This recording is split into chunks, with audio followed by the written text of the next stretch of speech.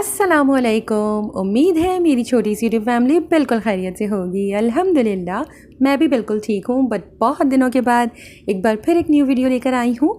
बहुत दिनों तक गायब रहने की रीज़न ये है कि अम्मी की तबीयत ठीक नहीं थी। लास्ट वीडियो जब मैंने आप लोगों के साथ शेयर की थी उसी दिन अम्मी की तबीयत ख़राब हो गई थी। उन्हें हार्ट की प्रॉब्लम हो रही थी, चेस्ट पेन वगैरह था। इससे पहले उन्हें कभी इस तरह की कोई प्रॉब्लम नहीं हुई थी।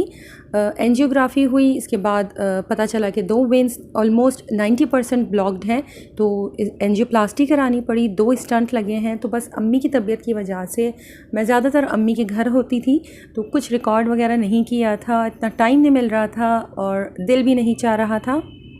अपने घर और अम्मी के घर के बीच में इतना ज़्यादा आना जाना लगा हुआ था कि पूरा दिन कैसे और कहाँ निकल जाता था बिल्कुल समझ नहीं आ रहा था।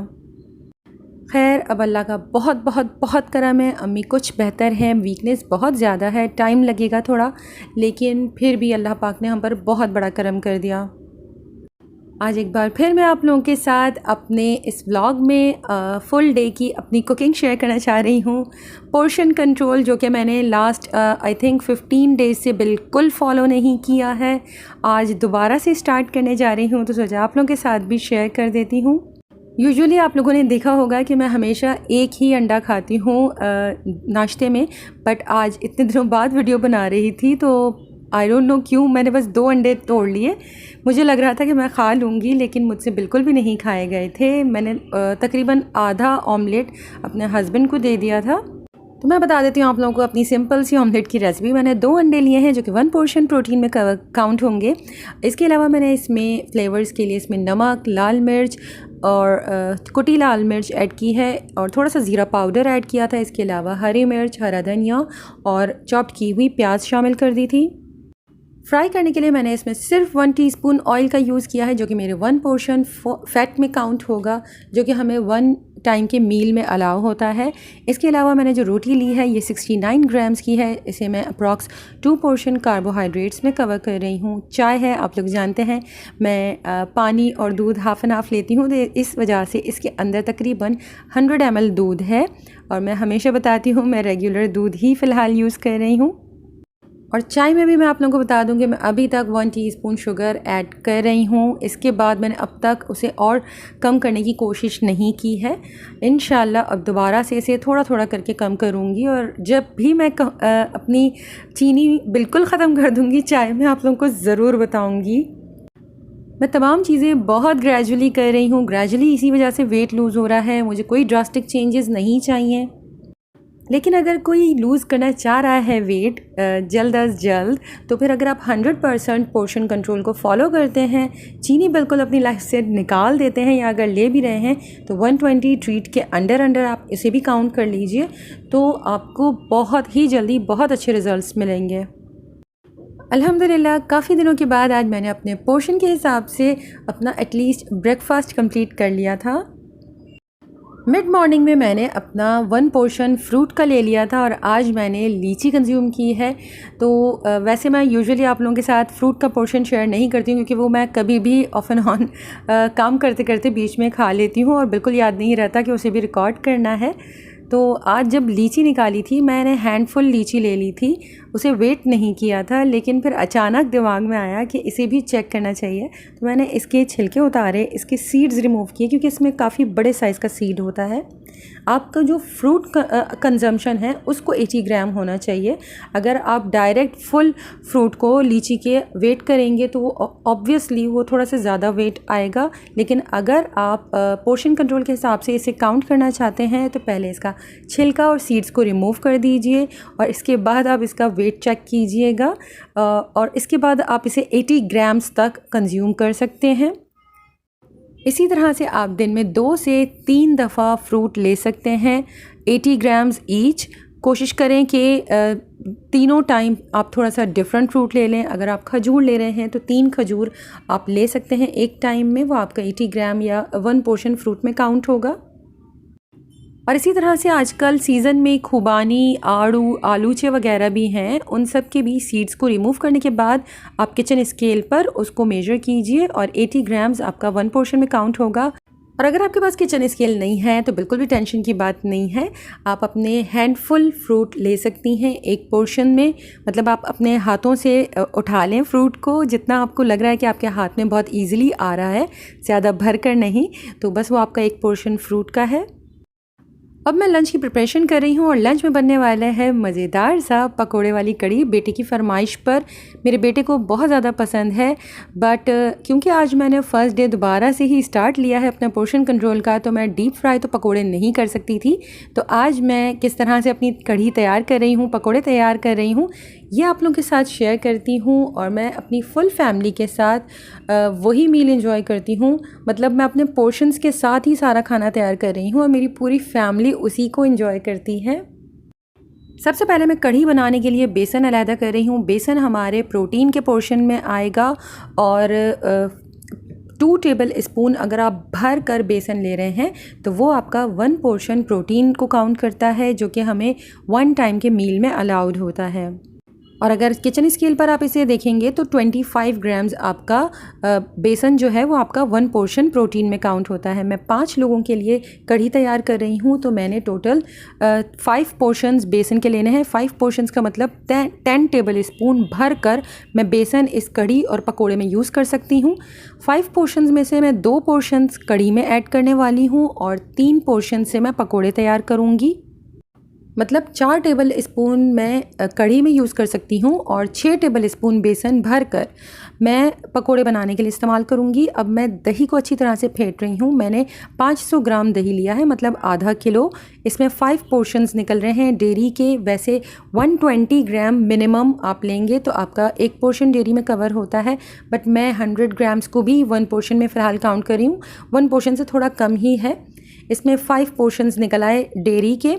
अब मैं इसके अंदर बेसन ऐड कर रही हूँ, लेकिन मुझे 4 टेबल स्पून बेसन चाहिए, स्लाइटली हीव्ड, मतलब हल्का सा भरा हुआ, ज़्यादा भरा हुआ नहीं। तो मैंने इसके अंदर ऐड कर दिया है और मैंने वेइंग स्केल पर चेक किया था, इसलिए ये 50 ग्राम में से थोड़ा सा बेसन अभी भी बचा हुआ है। मुझे जितना रिक्वायर्ड था मैंने दही के अंदर ऐड कर दिया है और इसे अच्छी तरह से मिक्स कर लिया। अब जो रिमेनिंग मेरे पास बेसन है वो मैं पकोड़ों वाले बेसन में ऐड कर दूँगी। दही और बेसन को पहले मैंने अच्छी तरह से हैंड विस्क की हेल्प से मिक्स कर लिया है ताकि वो लम्प्स बिल्कुल ख़त्म हो जाएं। इसके बाद मैं इसके अंदर सीजनिंग्स ऐड कर रही हूँ, जिसमें शामिल हैं 1 चाय का चम्मच नमक, आधे से 1 चाय का चम्मच हल्दी पाउडर ही है जिसकी वजह से कढ़ी में बहुत अच्छा सा कलर आता है। आपको जिस तरह का कलर पसंद है इस हिसाब से आप हल्दी पाउडर को कम या ज़्यादा कर सकते हैं। 1 चाय का चम्मच मैंने लाल मिर्च पाउडर ऐड किया है, थोड़ा सा हरा धनिया ऐड कर दिया था, तकरीबन 1 खाने के चम्मच के बराबर, और अच्छी तरह से तमाम चीज़ों को एक बार फिर मिक्स किया। इसके अंदर मैंने तकरीबन 1.5 कप पानी का ऐड किया है। अच्छी तरह मिक्स करने के बाद अब मैं इसे बगैर किसी तड़के के, बगैर किसी ऑयल के पैन के अंदर डाल रही हूँ और अब मैं इसे कुक करूँगी। तमाम मिक्सचर को कुकिंग पैन में डालने के बाद मैं लो मीडियम फ्लेम के ऊपर इसे इतनी देर तक कुक करूँगी जब तक कि इसके अंदर बॉयल ना आ जाए। आप साइड से चेक करेंगे कि इसके अंदर बबल्स बनना स्टार्ट हो गए हैं, तब तक इसे मुस्तकिल चम्मच चलाते हुए इसे कुक करना होता है। अदरवाइज़ समटाइम्स दही में उबाल आने से पहले अगर हम स्पून नहीं चलाते तो वो थोड़ी सी फटी फटी हो जाती है या कर्डल हो जाती है। स्मूथ कड़ी बनाने के लिए मैं हमेशा इसे मुस्तकिल चलाती हूँ और इसीलिए मैं पहले ज़्यादा पानी ऐड नहीं करती, क्योंकि कम पानी के साथ कम क्वांटिटी होती है और बहुत जल्दी बॉयल आ जाता है। जैसे ही बॉयल आ गया इसके बाद मैंने इसके अंदर 2 से 3 कप पानी के ऐड कर देने हैं अच्छी तरह से इसे मीडियम फ्लेम के ऊपर। इसके बाद मुझे चम्मच चलाने की ज़रूरत नहीं है। पानी ऐड करने के बाद बस मीडियम फ्लेम किया। जैसे ही उसके अंदर बॉयल आ गया फिर लो फ्लेम के ऊपर मैं कढ़ी को कम से कम 2 से 2.5 घंटे के लिए कुक करती हूँ। कढ़ी अब स्लो फ्लेम के ऊपर कुक हो रही है। मैं तैयारी कर रही थी पकोड़ों की, तो दोबारा से किचन स्केल निकाल लिया है। अब मुझे 3 पोर्शंस प्रोटीन के चाहिए, मतलब 6 टेबल स्पून भर कर बेसन, या तो मैं ले लेती डायरेक्ट, लेकिन मैं किचन स्केल पर इसे दोबारा से मेजर कर रही हूँ। एक पोर्शन 25 ग्राम का है तो 3 पोर्शन अप्रॉक्स 75 ग्राम्स मुझे बेसन इसमें चाहिए। तो मैंने दोबारा से मेजर कर लिया है ताकि मैं आप लोगों को स्पून का एटलीस्ट बता सकूं कि मैं किस तरह से इसे काउंट कर रही हूँ। ज़रूरी नहीं है सबके पास किचन स्केल हो। मैंने 6 टेबल स्पून भर कर बेसन ले लिया है और जो बचा हुआ बेसन था वो भी मैंने इसके अंदर अब ऐड कर दिया है। इसके अंदर डालने के लिए बहुत से लोग काफ़ी सारी वेजीज़ वगैरह यूज़ करते हैं, आलू फ़ाइन चॉप कर ऐड करते हैं, बैंगन वगैरह भी ऐड करते हैं, बट आज हमें बहुत ही कम तेल के साथ इन्हें कुक करना है। तो मेरा ओपिनियन यह है कि वो सब्ज़ियाँ जो जिन्हें पकाने की ज़रूरत है वो इसके अंदर ना ऐड की जाएं तो बहुत बेहतर है, क्योंकि इस तरह से उन्हें कुकिंग टाइम प्रॉपर नहीं मिलेगा और वो कच्ची रह सकती हैं। अदरवाइज़ आप लोग भी ट्राई कीजिए, कुछ ना कुछ नया इनोवेट कीजिए और मुझे भी ज़रूर गाइड कीजिए, कमेंट में अपनी रेसिपीज़ शेयर कीजिए। जिस तरह से आप कढ़ी बनाते हैं, पकोड़े बनाते हैं, बनाएं उसी तरह से ही, बस आपको कुकिंग का मेथड थोड़ा सा चेंज करना पड़ेगा। और दही और बेसन जो कि मेन फूड ग्रुप्स में काउंट होते हैं, उनके पोर्शन का ध्यान रखना पड़ेगा। और हाँ, मैं ये भी बताना भूल गई थी कि दही मैंने एक दिन पहले ही मंगाकर फ्रिज में रख लिया था। दही अगर खट्टा होता है तो कढ़ी उतनी ही ज़्यादा मज़ेदार बनती है।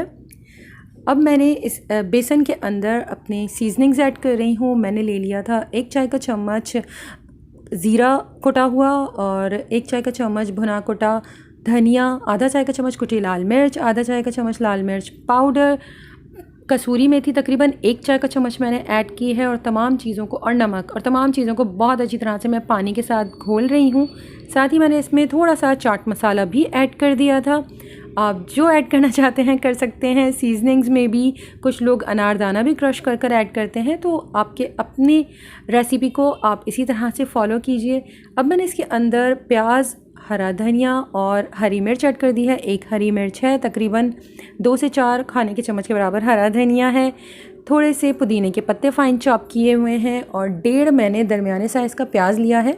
आधा प्याज मैंने तड़के के लिए संभाल के रखा हुआ है। जी हाँ, लास्ट में हम तड़का ज़रूर देंगे, क्योंकि अभी तक हमने इसमें कोई ऑयल यूज़ नहीं किया है, तो हमारा फैट पोर्शन अब तक सेव है। पकोड़े के मिक्सचर में मैंने 1/4 चाय का चम्मच बेकिंग सोडा का भी ऐड किया है। तमाम चीज़ों को बहुत अच्छी तरह से मिक्स कर लिया। और आज मुझे अचानक याद आ गया था कि मेरे पास एक केक पॉप मेकर है। अगर रमज़ान में याद आ गया होता तो शायद मैं उस वक्त भी पकोड़े इसी में तैयार करती। मैंने केक पॉप मेकर के अंदर हर सेगमेंट में सिर्फ एक ड्रॉप ऑयल का डाला है, जिसे मैं काउंट नहीं कर रही हूँ। इसके बाद मैं इसमें जो अपना पकोड़े का मिक्सचर है वो ऐड करती जा रही हूँ, और इसे मैं इसके अंदर कुक कर देख रही हूँ। फ़र्स्ट टाइम ही ये मैं केक पॉप मेकर एक्चुअली इसे मैं ट्राई करने जा रही हूँ। और बाद में जब मैंने इसका प्लग लगाने की कोशिश की थी तो प्लग नहीं लग रहा था। इसके लिए जो सॉकेट चाहिए था वो बिल्कुल मेरे ओवन के बराबर में था, तो मैंने कटिंग बोर्ड के ऊपर इसे रख दिया है और ओवन के ऊपर ही मैं इसे कुक कर रही थी। बहुत ही अच्छी चीज़ है और बहुत अच्छे टाइम पर याद आ गई थी। इसके अंदर पकोड़ों की शेप एक्चुअली पकोड़ों जैसी नज़र आ रही थी, क्योंकि अगर मैं फ्राई पैन में जब बाद में आप लोगों को बनाकर दिखाऊंगी, वो बहुत फ्लैट पकोड़े तैयार हुए थे। लेकिन जो केक पॉप मेकर में मैंने तैयार किए हैं वो बिल्कुल बॉल्स की तरह रेडी हुए हैं, बहुत जल्दी तैयार हो गए थे और बहुत अच्छे बने थे। और इसमें यह आसानी थी कि ऊपर नीचे दोनों साइड से ज़ाहिर है हीट मिल रही थी, तो ये बहुत जल्दी कुक हो गए थे। इसकी साइड्स टर्न करने की मुझे बिल्कुल ज़रूरत नहीं पड़ी। मैंने इसमें केक टेस्टर डालकर चेक कर लिया था, अगर गीला निकलता तो मैं इसे थोड़ा सा और कुक कर लेती, या फिर आप टूथपिक वगैरह भी इंसर्ट करके देख सकते हैं।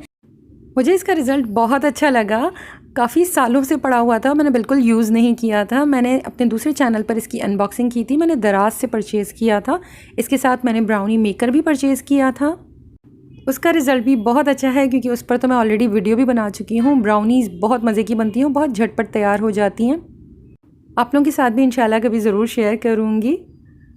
ये इलेक्ट्रॉनिक के cake pop maker I don't know market में ईज़िली अवेलेबल हैं या नहीं, बट आपको स्टील के इस तरह के केक पॉप पैन्स बोरी बाज़ार में कराची में मिल जाएंगे। अगर आप इस तरह से पैन के अंदर तमाम बैटर अपना डाल दीजिए और इसे आप ओवन में बेक कर लीजिए, तब भी पकोड़े रेडी हो जाएंगे। इसके अलावा अगर किसी के पास आपे मेकर या फिर इडली मेकर है तो आई थिंक उसके अंदर भी बहुत अच्छे पकोड़े तैयार हो जाएंगे और बहुत कम तेल के साथ। मैंने एक बैच तैयार किया था अपने केक पॉप मेकर के अंदर, और अब मैं दूसरा बैच तैयार करने जा रही हूँ फ्राइंग पैन के अंदर, क्योंकि हर एक के पास केक पॉप मेकर नहीं है। तो मैंने बहुत थोड़ा सा ऑयल डाला है और उसे ब्रश की मदद से अच्छी तरह से पैन के ऊपर फैला दिया था। फ्लेम हल्की रखी हुई है। तकरीबन इसे 2 से 3 मिनट मैंने एक साइड कुक किया था और फिर मैंने इसकी साइड्स को चेंज कर दिया था। कुकिंग करते हुए मैंने इसे कवर कर दिया है ताकि इसे प्रॉपर हीट मिल जाए ऊपर से भी और ये अच्छी तरह से फूल जाए, क्योंकि ऑयल जब अंदर तक जाता है तो पकोड़े बहुत अच्छी तरह बन जाते हैं। लेकिन जब आप इस तरह से पैन फ्राई करते हैं तो थोड़ा सा इसका अंदर का जो टेक्सचर है वो आपके रेगुलर पकोड़ों से डिफरेंट होगा। लेकिन यकीन माने कढ़ी में जाने के बाद इसके फ्लेवर में कोई कमी आपको महसूस नहीं होगी और ये बिल्कुल रेगुलर जो आप डीप फ्राई कर कर पकौड़े ऐड करते हैं कढ़ी में, बिल्कुल आपको वैसा ही फ्लेवर मिलेगा। तो क्यों एक्स्ट्रा ऑयल खाना है, इस तरह से एक बार ज़रूर ट्राई करके देखिएगा। मैंने एक बैच तैयार कर कर निकाल लिया था और अब मैं दोबारा से दूसरा बैच सेम फ्राई पैन के अंदर डालने वाली थी। एक्स्ट्रा ऑयल मैंने ऐड नहीं किया है। जिस ब्रश के साथ मैंने पहले स्प्रेड किया था ऑयल को, बस सिर्फ वही ब्रश दोबारा से फ्राइंग पैन में अच्छी तरह से फिरा लिया था और इसके बाद जो मेरा लेफ़्ट ओवर मिक्सचर था वो मैंने पकौड़ों की शेप में या थोड़े थोड़े से स्पूनफुल बैटर फ्राई पैन में डाल दिया और दोबारा इसी तरह से इसे कुक कर लिया है। जो मिक्सचर मैंने आप लोगों के साथ शेयर किया है इसमें मेरे टोटल 15 पकोड़े तैयार हुए हैं। मतलब आप बहुत आराम से 3 पकोड़े खा सकते हैं। केक पॉप मेकर में 6 पकोड़े तैयार हुए थे और मेरा बेटा आकर उसमें से एक खा चुका था और उसे वो पसंद आया था और ये देखकर मुझे बहुत हैरत हुई थी कि बग़ैर तेल के साथ तैयार किया हुआ पकोड़ा उसे पसंद आया है। इसका मतलब है कि बस अब तो ये डन है, हमेशा इसी तरह से ही बनाना है। क्योंकि बेटी हेल्दी चीज़ों के मामले में टेस्ट पर थोड़ा सा कॉम्प्रोमाइज़ कर लेती है, लेकिन मेरा बेटा टेस्ट के मामले में बिल्कुल भी कॉम्प्रोमाइज़ नहीं करता। अगर उसे लगता कि वो ऑयल के बगैर अच्छे नहीं बने हैं तो मुझे यकीन था कि वो मुझसे यही कहता कि मेरे लिए आप अलहदा तैयार करें डीप फ्राई करके। अब मैंने कढ़ी जब तैयार हो गई थी उसके अंदर पकोड़े ऐड कर दिए हैं और लो फ्लेम के ऊपर इसे कवर कर कर छोड़ दिया है ताकि पकोड़े बहुत अच्छी तरह से सोक कर लें कढ़ी को अपने अंदर और अंदर कोई गुठली बाकी ना रहे। अब बारी आती है तड़के की। अभी तक हमने पूरी रेसिपी में कोई ऑयल यूज़ नहीं किया, सिर्फ ग्रीस करने के लिए जो ऑयल यूज़ किया था। अगर आप उसे काउंट करना चाहते हैं तो आप 4 टीस्पून ऑयल ले लीजिए, क्योंकि 5 पोर्शंस हमारी कढ़ी पकोड़ा रेडी हुई है तो 5 टीस्पून ऑयल हमारे पास है। मैंने इसके अंदर 5 टीस्पून ऑयल ऐड किया है, साथ ही हाफ़ जो मेरे पास प्याज लेफ़्ट ओवर बचा हुआ था उसे स्लाइस कर कर ऐड कर दिया है और इसे बस मैं इतनी देर कुक कर रही हूँ कि इसका कलर चेंज होना स्टार्ट हो जाए।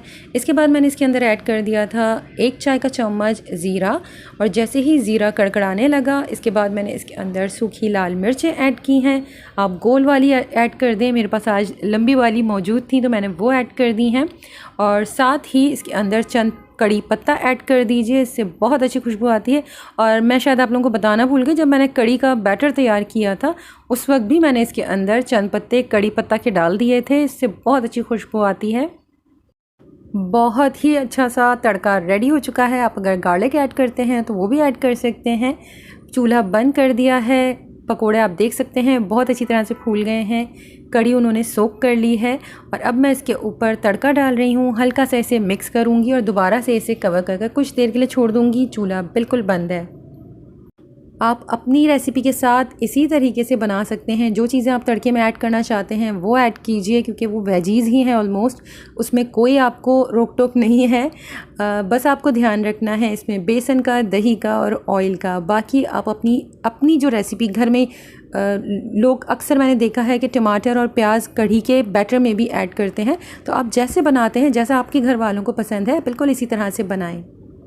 अब मैं आपके साथ अपना पोर्शन शेयर कर दूं। आप लोग जानते हैं मैं हमेशा 8 टेबल स्पून बॉइल्ड राइस लेती हूं, जो कि मेरे वैसे तो 1.5 पोर्शन कार्बोहाइड्रेट्स को कवर कर रहा है, बट मैं इसे 2 पोर्शन ही हमेशा काउंट करती हूं। इसके साथ मैंने अपने 3 पकोड़े लिए हैं, थोड़ी सी कढ़ी ली है। अभी भी अगर मैं एक्स्ट्रा कढ़ी भी ऐड करना चाहूँ तो मैं कर सकती हूँ, क्योंकि काफ़ी सारी कढ़ी तैयार हुई हुई है। सैलड आप अपनी पसंद का ले सकते हैं। मैं हमेशा खीरा और प्याज ही पसंद करती हूँ, तो मैं सिर्फ वही लेती हूँ। टमाटर मुझे बिल्कुल नहीं पसंद है। इसके अलावा भी मैं ज़्यादा सैलड इतना ज़्यादा शौक़ से नहीं खाती, बस ये 2 चीज़ें मैं ज़्यादा शौक़ से खाती हूँ, तो मैं हमेशा सिर्फ यही ले लेती हूँ। तो आप अपनी पसंद के हिसाब से सैलड ले सकते हैं। अब मैं अपने मील का पोर्शन आप लोगों को बता देती हूँ। मैंने जो राइस लिए हैं इसमें मेरे 2 पोर्शन कार्बोहाइड्रेट्स कवर हो रहे हैं। कढ़ी और पकोड़े में मेरे 2 पोर्शन प्रोटीन के और 1 पोर्शन फ़ैट का कवर हो रहा है। इसके अलावा दही जो है हमने कढ़ी के अंदर जो यूज़ किया है उसमें हमारा 1 पोर्शन डेयरी का भी कवर हो रहा है।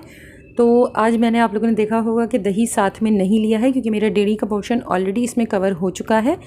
तो ये है मेरा बहुत ही मज़ेदार सा चटपटा सा पोर्शन कंट्रोल को फॉलो करते हुए बनाया हुआ कड़ी पकोड़े और बॉइल्ड राइस वाला लंच। पोर्शन कंट्रोल की यही खूबी है कि आप पेट भर कर खाना खा सकते हैं, अपनी पसंद का खाना खा सकते हैं। ऐसा कुछ नहीं है कि आप अपना देसी फूड छोड़ना पड़ेगा या जो कुछ घर में बन रहा है आप वो नहीं खा सकते। थोड़ी थोड़ी सी टिप्स हैं जो आप लोगों को फॉलो करनी है। वेट लूज़ होगा, ज़रूर होगा, इंशाल्लाह इंशाल्लाह इंशाल्लाह। शाम में मैंने चाय नहीं ली थी आज, इसलिए आप लोगों को दिखाई भी नहीं है। बेटी अपने लिए बना रही थी कॉर्न चीज़, तो मैंने भी अपने लिए उसे कॉर्न बॉईल करने के लिए कह दिया था। अगर आप स्वीट कॉर्न पसंद करते हैं तो फिर आप 90 ग्राम्स स्वीट कॉर्न ले सकते हैं। ये वेजिटेबल में काउंट होगा, लेकिन आप वंस अ डे ले सकते हैं, इससे ज़्यादा नहीं लेंगे। और अगर आपको भुट्टा पसंद है, छल्ली या भुट्टा जो भी आपकी लैंग्वेज में से कहा जाता है, या कॉर्न ऑन द कॉब, तो आप वो पूरा का पूरा एक corn on the cob enjoy कर सकते हैं अपने पूरे दिन में एक बार। स्वीट कॉर्न के अंदर मैंने सिर्फ लेमन जूस और थोड़ा सा चाट मसाला और थोड़ी चिली फ्लेक्स ऐड करवाई हैं और बहुत ही मज़ेदार सा स्नैक रेडी है।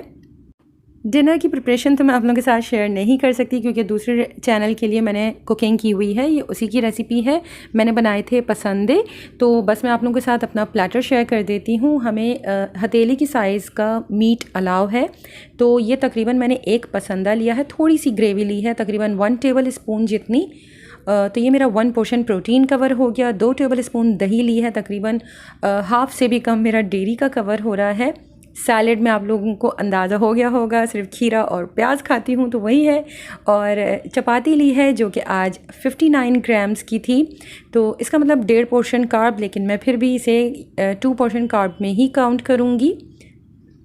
अल्हम्दुलिल्लाह फुल डे मैंने पोर्शन कंट्रोल को फॉलो किया है। और यस, मैंने डिनर के बाद 80 ग्राम्स मैंगो लिया था जो कि मेरे 3rd पोर्शन फ्रूट को कवर कर रहा है। इससे पहले मैंने इस शाम में एक बनाना भी लिया था, तो टोटल मैंने आज 3 पोर्शंस फ्रूट के भी कंज्यूम किए हैं। इस महीने मेरा वेट गेन होना ही होना है क्योंकि तकरीबन 10 से 12 दिन मैंने बिल्कुल पोर्शन को फॉलो नहीं किया। फुल ऑयली खाना खाया है और पोर्शन से काफ़ी ज़्यादा खाया है। अब तक अपना वेट डर के मारे चेक नहीं किया है। जब आप लोगों के साथ अपडेट शेयर करना होगी तभी वेट चेक करूँगी। और आप ही लोग हैं जो मुझे मोटिवेट कर जाते हैं, वरना जब भी मेरी लाइफ में इस तरह से डाइट वगैरह में ब्रेक लगते थे तो वो फिर हमेशा के लिए छूट ही जाया करती थी। बट इस बार मेरी जो मोटिवेशन है वो आप ही लोग हैं, इसके लिए बहुत बहुत बहुत थैंक यू। आज के लिए बस इतना ही। इंशाल्लाह कोशिश करूँगी कि अब जल्द से जल्द दूसरी वीडियो शेयर करूँ। अपना बहुत ख्याल रखिएगा, मुझे दुआओं में याद रखिएगा। अल्लाह हाफ़िज़।